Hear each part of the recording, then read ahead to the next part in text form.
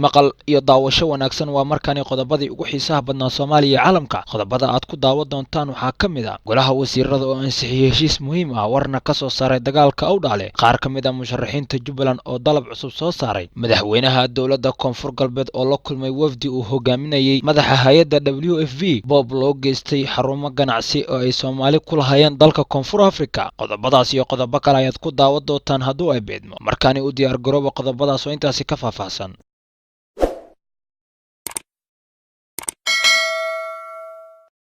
aynu ku bilaabnay kulan ay maanta Muqdisho ku yeesheen golaha wasiirada Jamhuuriyadda Federaalka Soomaaliya ayaa lagu amaanay guulaha xooggan ee ciidamada xoogga dalka ka soo hoyeen furmaha dagaalka iyo howlgallada kale ee lagu baacsanayo argagixisada. Wasiirka Wasaaradda Warfaafinta Dhaqanka iyo Dalxiiska Xukuumadda Federaalka Soomaaliya oo ka warbixiyay kulanka uu gudoominayay Ra'iisul Wasaare Xasan Cali Kheyre ayaa sheegay in guulaha uu si gaar ah u bogaadiyay guulaha ay ciidanka ka soo hoyeen dagaalkii degmada u dhacay iyo jabka ay argagixisada u geysteen. inta uu shirku socday ayaa golaha wasiirada waxay ansixiyeen heshiis is-afgarad ah u dhexeeya wasaaradda shaqada iyo shaqaalaha ee dowladda Soomaaliya iyo Turkiga. Golaha wasiirada Jamhuuriyadda Federaalka Soomaaliya ayaa sidoo kale ka hadlay saameynta dhaqaale ee bulshada Soomaaliyeed uu ku yeelanayo qaraarka tirsigiisu yahay 1267 ee horyaala golaha ammaanka ee qaramada midoobay ku siiyay taliyaha ciidanka xoogga dalka Soomaaliyeed iyo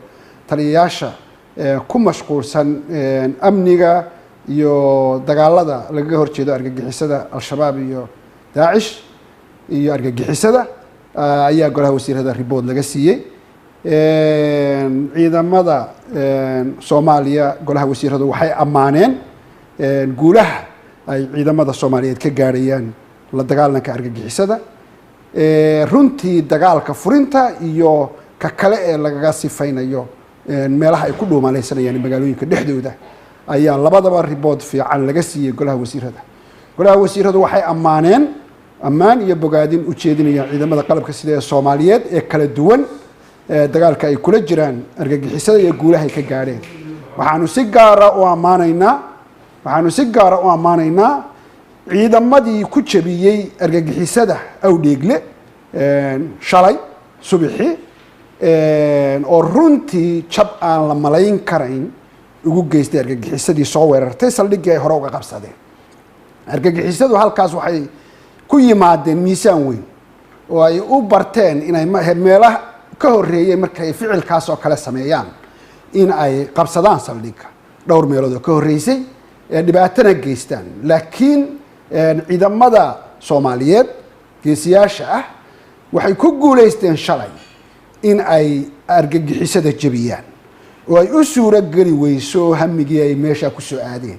wafdigani uu hogaaminayo madaxa hay'adda WFP ayaa soo gaaray maanta magaalada Baydhabo ee xarunta gobolka Bay ayaa ujeedkiisa ahaa sida ay u ogaan lahaayeen xaaladda ka jirta deegaamada Koonfur Galbeed ee Soomaaliya. xarunta aqalka madaxtooyada ku meel gaarka ee dowlad goboleedka Koonfur Galbeed ee magaalada Baydhabo wafdigani wuxuu kulan kula qaatay madaxweynaha dowlad goboleedka Koonfur Galbeed ee Soomaaliya Mudane Cabdicasiis Xasan Maxamed Laftigreen iyo qaar ka mid ah golihiisa wasiirada. waxaana kulanku intaasi u socday looga hadlay sidii ay hay'adda WFP ay u kordhin lahayd arrimaha gargaarka ay ka wado deegaanada Koonfur Galbeed Soomaaliya. waxaana madaxa hay'adda WFP uu sheegay inay kordhin doonaan kaalmada bini'aadanimo ay ka wadaan gobolada Bay, Bakool iyo Shabeellada Hoose. madaxweynaha dowlad goboleedka Koonfur Galbeed Soomaaliya Mudane Cabdicasiis Xasan Maxamed Laftigreen ayaa u mahadceliyay madaxda hay'adda WFP wuxuuna ku dhiirigeliyay in ay kordhiyaan sida kaalmada bini'aadanimo ay ka wadaan Koonfur Galbeed ay u joogteen lahaayeen. burcad madow Koonfur Afrikaan ayaa lagu soo waramayaa inay boob xoogani kula dhaqaaqeen dukaano ay lahaayeen ganacsato Soomaaliyeed. boobkani ayaa ka dhacay deegaanka Soweto ee dalka Johannesburg waxaana la boobay dhowr dukaan sida ay inoo sheegeen ganacsato ku sugnayd halkaasi. boobkani ayaa yimid kadib markii ganacsado Soomaaliyeed ay isku dhaceen shaqsi la sheegay inuu wax ka iibsanayay, taasina ay keentay inay ka caroodaan dadka deegaanka sidaasina lagu boobo ku dhawaad 100 boqol dukaan. Dukaamanka la boobay waxaa ku jiray kuwa ay leeyihiin ganacsato Itoobiyaan ah, waxaana jira dhaawacyo soo gaaray qaar ka mid ah ganacsatadaasi. Soomaalida ganacsiga ku haysata dalka Koonfur Afrika ayaa inta badani dhibaato kala kulanta dadka madowga ah ee ku dhashay dalkaasi, waxaana mararka qaar ay la kulmaan weeraro sababa dhimasho iyo dhaawac. Musharaxiinta mucaaradka ka soo horjeeda madaxweyne Axmed Madoobe ayaa weli walaac ka muujinaya doorashada la filayo inay dhawaan ka dhacdo magaalada Kismaayo ee xarunta gobolka Jubbada Hoose. Cabdullaahi Cilmeego Xirsi oo ka mid ah musharaxiinta isla markaana waraysi siiyey idaacadda Kulmiye ayaa marka hore dhaliil ka jeediyey maamulka Axmed Madoobe. Cilmooga ayaa sheegay in Jubbaland aysan ku jirin doorasho, isla markaana maamulka hadda jira uusan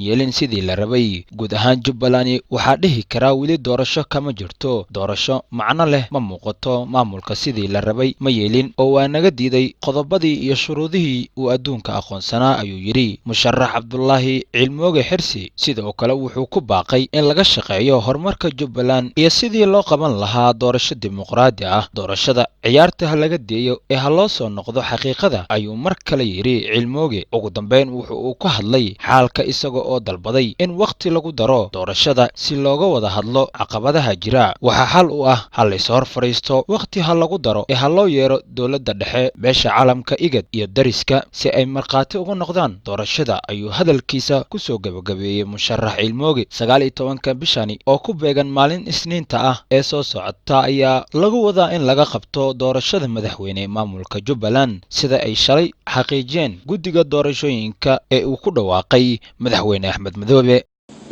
guud ahaan Jubbaland waxaa la dhihi karaa weli election kuma jirto, doorasho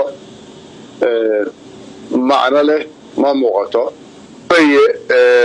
waxa weeye runtii waxa ka socda meesha maamulkana sidii la rabay ma yeelin oo waa naga diiday qodobadii iyo shuruudihii adduunku muxuu ahaayey uu aqoonsanaa inay doorasho xor oo xalaal ku dhacdo, ama dowladda dhexe u sheegtay ama caalamka muxuu ahaay international community-gu u sheegeen ama annagu aan u sheegnay, intaba uu qaadan waayo. Soomaaliya waxaa lagu yaqaanaa ama ku heshiisay inta laga gaarayo hal qof iyo hal cod, one man one vote, in dhaqanka soo jireen yaqaan ee dowladda dhexe u qoran wasaaradda arrimaha gudaha 135 ah iyo nabadoonnada ka hooseeya ay soo xulaan xildhibaanada qaranka federaalka iyo kuwa maamuladaba inta laga gaarayo doorasho qof iyo muxuu ahaayey iyo cod ah. Marka waxaan meesha ka socday waxay ku yimaadeen waxaan rabitaanka shacabka ahayn oo muxuu ahaayey la xoogay weeyaan.